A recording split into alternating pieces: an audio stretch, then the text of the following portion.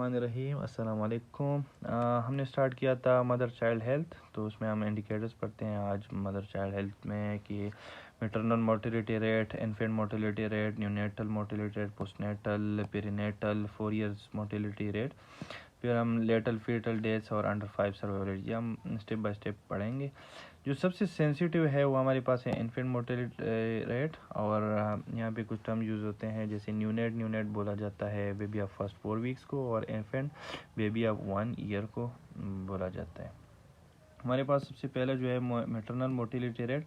तो maternal mortality rate को हमने कैलकुलेट किस तरह करना है, टोटल नंबर ऑफ डेथ्स जो कि चाइल्ड बर्थ के दौरान हुई है या puerperium at a place in 1 year, puerperium means के डिलीवरी के 6 हफ्ते बाद जो डेथ हो गई है उसको डिवाइड कर देते हैं total number of live birth in a place in 1 year, उसको 1000 से मल्टीप्लाई कर देते हैं। फिर मेजर काजेज है क्या मोर्टेलिटी, मैटरनल मोर्टेलिटी रेट। इसमें हमारे पास लीडिंग काज जो आता है वो हमारे पास हेमरेज है, जिसे हम पीपीएच बोलते हैं, पोस्ट पार्टम हेमरेज। इसमें एक्यूट पार्टम हेमरेज भी आता है, थ्रम्बो एम्बोलिज्म, पीआईएच, एनीमिया, माल न्यूट्रिशन, इन्फेक्शन और एनेस्थेटिक मिसहेप आता है।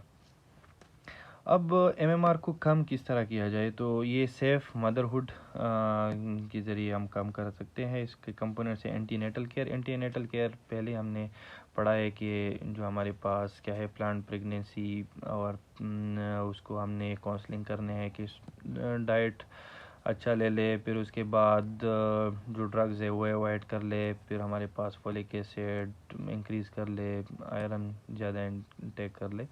वही ये हमारे पास एंटीनेटल केयर है जो पिछले टॉपिक में हम ऑलरेडी पढ़ चुके हैं। पेरीनेटल केयर हमारे पास ड्यूरिंग चाइल्ड बर्थ जो केयर है, हमारे पास डिलीवरी एट होम को हम डोमिसिलरी केस बोलते हैं, और जो हॉस्पिटल में उसको हम इंस्टीट्यूशनल केयर बोलते हैं। इंस्टीट्यूशनल केयर ज़्यादा जो हाई रिस्क प्रेगनेंसी है वो ज़्यादातर इंस्टीट्यूशनल केयर में होती है। हमारे पास तीसरा पोस्ट नेटल केयर मीन्स कि 6 हफ्तों तक, डिलीवरी के 6 हफ्ते तक हमने जो केयर है उसमें हम क्या आता है कि दिन में 2 दफ़ा विज़िट करनी है डे 3 तक, फिर हमारे पास daily visit up to 7 days तक, और फिर weekly visit up to 6 week.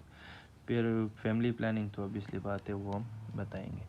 फिर दूसरा हमारे पास जो आता है इन्फेंट मोर्टिलिटी रेट, जो सबसे सेंसिटिव हम बोलते हैं, उसको कैलकुलेट कैसे किया जाए, total number of deaths of children less than 1 year in a place at a place in 1 year divided by total number of live births in a place in 1 year multiplied by 1000।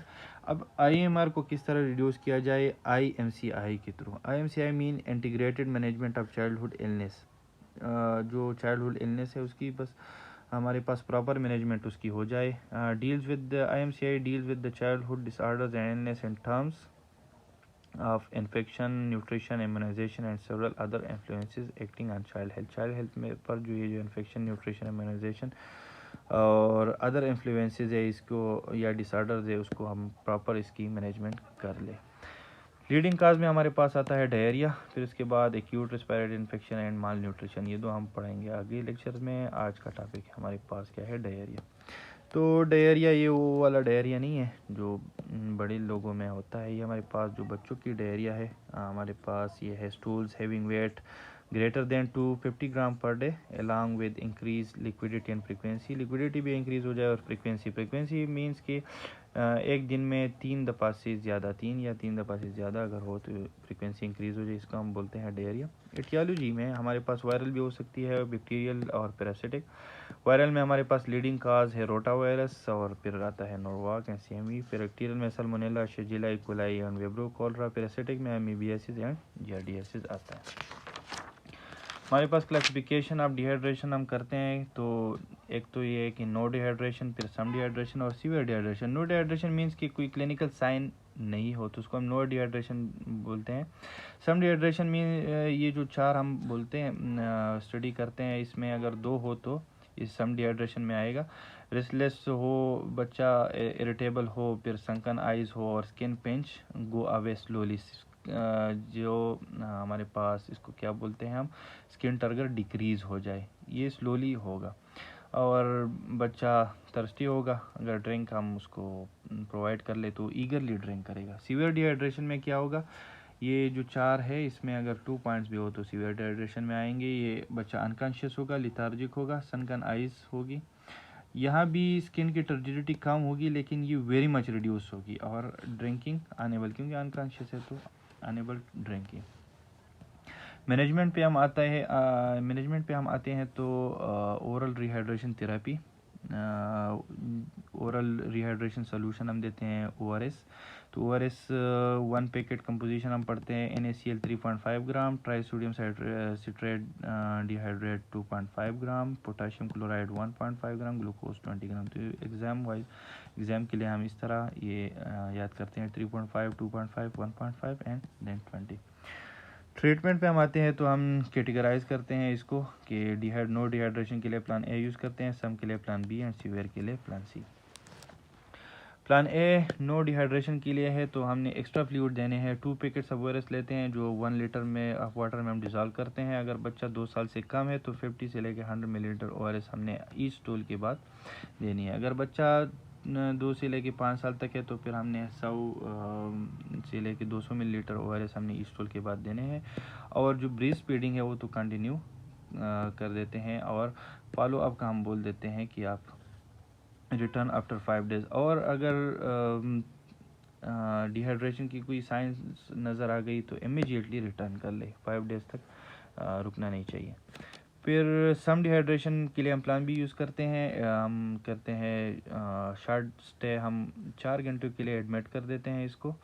अगर और ORS देते हैं, अगर as 4 महीने से कम है तो 200 से लेकर 400 मिलीलीटर ORS हम देते हैं। फिर अगर 4 महीने से लेकर 1 साल तक है तो 400 से लेकर 700 मिलीलीटर तक हम देते हैं। 1 साल से 2 साल तक हो तो 700 से 900 मिलीलीटर ORS हम देते हैं। 2.2 से लेकर 5 ईयर्स तक हो तो 900 से लेकर 1400 ml हम देते हैं। जब प्लान बी हो जाए तो हमने दोबारा रीअसेस करना है डिहाइड्रेशन को। तो डिहाइड्रेशन की 3 पॉसिबिलिटीज़ हो सकती हैं, या तो नो डिहाइड्रेशन होगा तो प्लान ए के तहत हमने इसको डिस्चार्ज करना है।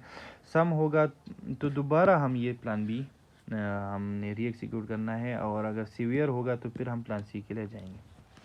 प्लान सी में क्या आता है, हम पेशेंट को एडमिट कर देते हैं और फ्लूइड अब चाहे हमारे पास अब ORS नहीं है, हमारे पास है रिंगर्स लैक्टेट है जो कि IV फ्लूइड है। और पर केजी हम 100 मिलीलीटर देते हैं।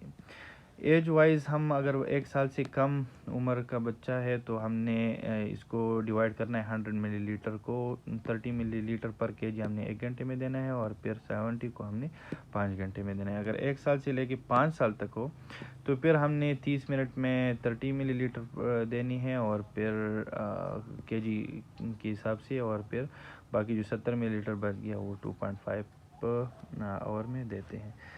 अगर प्लान सी जब ख़त्म हो जाए, मतलब ये हो जाए, तो प्लान सी के बाद हमने रियस करना है डिहाइड्रेशन को। अगर डिहाइड्रेशन दोबारा नो डिहाइड्रेशन आया तो प्लान ए के तहत हम डिस्चार्ज करते हैं। सम आया तो दोबारा एग्जीक्यूट प्लान बी, सीवियर आया तो again plan C. That is it and thank you very much.